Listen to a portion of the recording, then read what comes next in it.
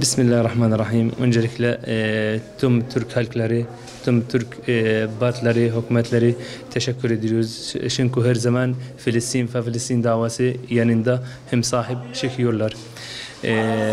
Son operasyonla ilgili biz malumsunuz 70 yıldır işgal altındayız.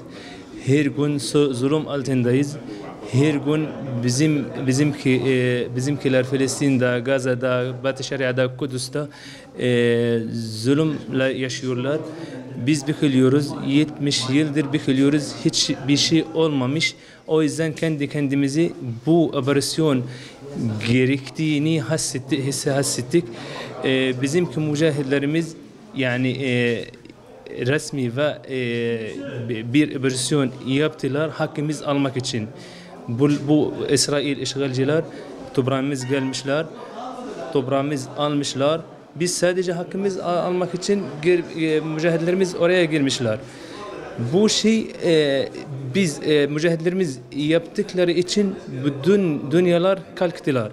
Ama biz 70 yıldır zulüm altında olduğumuz için hiçbir kimse bizi bakmadı. O yüzden hakkımız elimizde alıyoruz.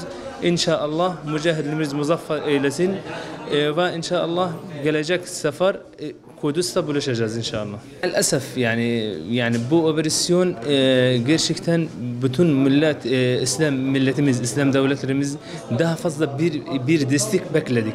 Ama hala olmadı. Yani şehitlerimiz düştüler. Önceden Mescid-i Aksa'ya her gün baskı yapıyorlar. Bizim kadrilerimiz, şerefimiz, İsrail askerler tarafından elbiseler çıkardılar. Yol ortasında hiçbir ses duymadık.